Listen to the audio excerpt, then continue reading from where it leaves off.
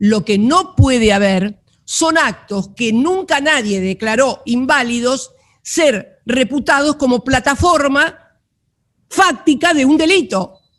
No puede ser, no es ni lógica ni ontológicamente posible, no es ni en razón ni en existencia posible esto.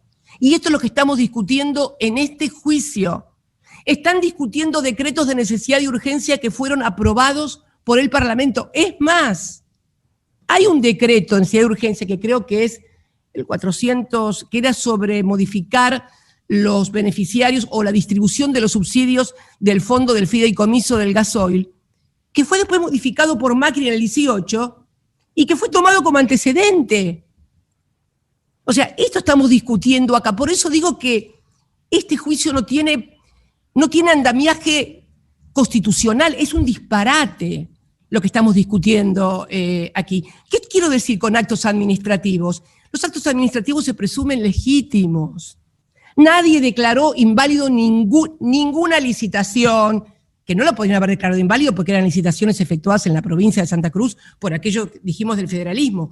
Han traído de los pelos a un juicio, porque a la que tenían que traer de los pelos al juicio era a mí. Y para traerme de los pelos a mí, a este juicio, trajeron de los pelos a la Constitución, al Código Penal, al Código Civil, a la Ley de Procedimiento Administrativo, a la jurisprudencia, a la lógica, a todo. Yo quiero que se entienda esto, porque realmente es un disparate. Esto no ayuda, esto complica a un país, lo torna poco serio, lo torna casi al borde del ridículo. Todo esto va a estar en la plataforma donde vamos a explicar todo esto que ha pasado. Pero veamos, ¿siempre actúa así la justicia en este país con respecto a un presidente? No. ¿Siempre actúa la justicia con respecto a un presidente como se está actuando respecto a mí? No. Vamos a ir a un ejemplo muy cercano. Y vinculado, yo creo que vinculado con la llegada de Néstor Kirchner al gobierno. Yo estoy absoluta, esto es una evaluación de carácter estrictamente político, entiéndase, que él compartía conmigo y que muchos de nuestros compañeros comparten. Yo creo que el análisis en general. Yo creo que la llegada de Néstor Kirchner al gobierno tuvo que ver con la profunda crisis que vivió nuestro país en el año 2001. Yo era senadora. Está en el currículum que el fiscal Luciani enunció tan histriónicamente. Yo era legisladora acá. Fue la vez que la Argentina parecía que volaba por los aires. Se habían quedado con los ahorros de los argentinos en los bancos, y bueno, usted tiene edad, Gorini, y otros que están acá también, pero muchos jóvenes de 20 años, de 23 años, eran bebés, no se acuerdan de aquello. Yo sí me acuerdo. Yo estaba sentada en el recinto. Estaba sentada el día 19 de diciembre en el recinto, cuando entra un senador, creo que era el senador Yoma, si mal no recuerdo, y dice, están, y emplea un término que no lo voy a utilizar ahora porque es feito, están a palos a las madres en la Plaza de Mayo. De la Rúa era presidente. Hubo una gran conmoción, la gente estaba en la calle, y el día 19, a la noche, a las 22 horas, ingresa acá al Senado, esta es una copia, el dictado del decreto 1678 del 19 de diciembre del 2001, firma de la Rúa, decreto mensaje 1679, Cristian Gabriel Colombo, jefe de gabinete, recordamos todas las figuras, ¿no? Las responsabilidades, etcétera, etcétera, etcétera. Cristian Gabriel Colombo, Ramón Bautista Metri, ministro del Interior. ¿Y en qué era este decreto? Era este, acá está la primera parte, decreta. Artículo primero, declárase el estado de sitio en todo el territorio de la Nación Argentina por el plazo de 30 días. Dese cuenta el Honorable Congreso, en el Congreso ya había entrado en recesión, obviamente habían terminado las ordinarias el 10 de diciembre, con lo cual haciendo uso de un derecho constitucional, como es el 23, artículo 23, el doctor de la Rúa firma el decreto de necesidad y urgencia, declarando el estado de sitio en todo el territorio nacional por grave conmoción interna. La gente estaba en las calles y estaba enojada. Muy, pero muy enojada. Jóvenes no se deben acordar de esto, ni se lo deben haber contado, porque siempre los padres tendemos a, ¿para qué vamos a amargar a la gente? ¿Qué dice el artículo 23? Usted lo debe conocer, doctor Gorini. En caso de conmoción interior o de ataque exterior que pongan en peligro el ejercicio de esta Constitución y de las autoridades creadas por ella, se declarará en estado de sitio la provincia o territorio en donde exista la perturbación del orden, quedando suspensas allí las garantías constitucionales. Vamos, ¿no? Vamos viendo, ¿no? O sea, se puede decretar la suspensión de las garantías constitucionales. ¿Qué significa? Y que te pueden meter preso, que sin juicio, que te pueden allanar la casa, sin orden judicial. Se suspenden las garantías. Bueno, yo diría que respecto de Cristina Kirchner, yo vivo en estado de sitio permanente, porque mis garantías constitucionales están todas suspendidas, aparentemente del 10 de diciembre del año 2015. Bien, pero ¿qué pasa cuando un presidente firma? Porque esta facultad también está en el 75 del Parlamento, pero eso es cuando el Parlamento está en sesión, en ordinarias. ¿Qué pasa cuando un presidente asume la responsabilidad de suspender las garantías constitucionales y firmar el estado de sitio? Su poder, dice, pero durante esta suspensión no podrá el presidente de la República condenar por sí ni aplicar penas. No puede, obviamente, no puede ser juez, eso está claro. No puede ni juzgar ni aplicar penas, no puede ser un juez. Su poder se limitará en tal caso respecto de las personas a arrestarlas o trasladarlas de un punto a otro de la nación si ellas no prefirieran salir fuera del territorio argentino. ¿Qué significa entonces dictar el estado de sitio? Significa asumir la responsabilidad de haber suspendido las garantías constitucionales y entonces garantizar, ¿qué cosa? La vida de la gente, porque en este Código Penal, el valor más tutelado, el bien jurídico más tutelado es la vida, por eso la pena más grande es para el homicidio y todas aquellas que atenten contra la vida, porque necesariamente es el bien jurídico más tutelado y el único que no tiene reparación. Cuando te matan, cuando te morís, te pueden indemnizar a los familiares, a los que quedan, pero el muerto se murió, no tiene reparación. Por eso el bien jurídico tutelado tiene tanta penalidad con el homicidio, que es la más grande. Bien, ¿qué pasó? Murió mucha gente en esas jornadas trágicas de la Argentina, más de 30 y pico. Pero hubo juicios que se tramitaron en donde, en el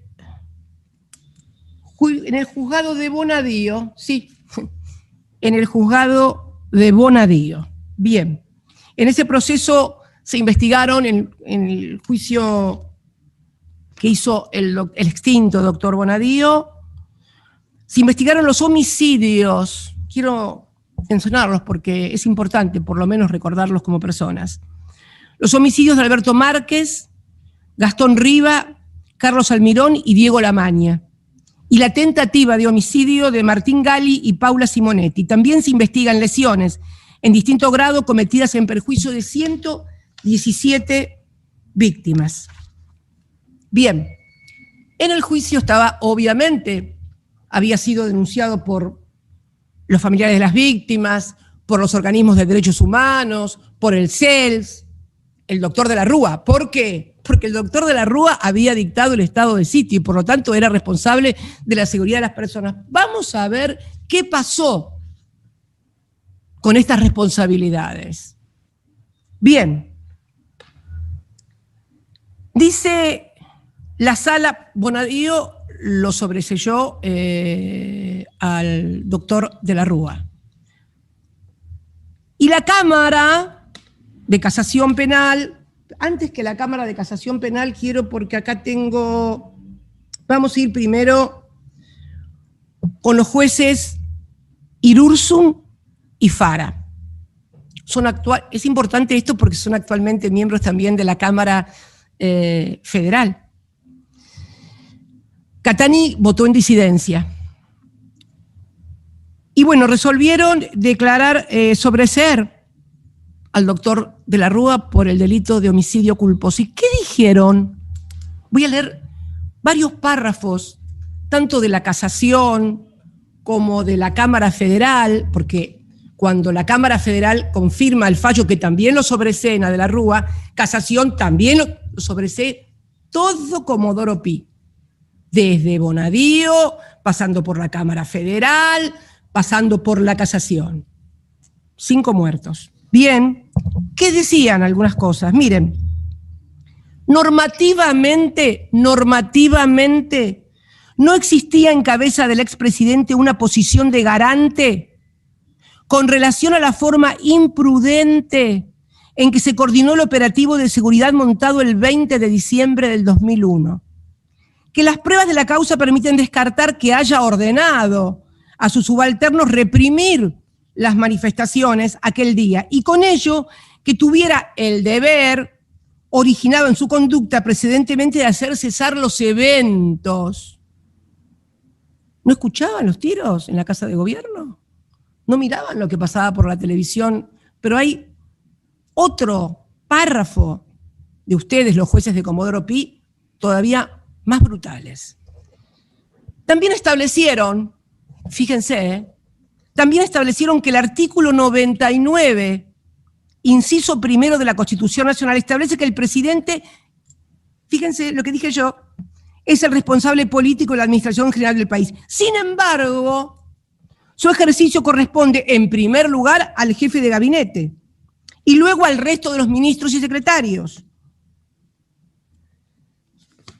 Bien, no termina ahí todavía. Fíjense lo que dice, esto lo dice la casación.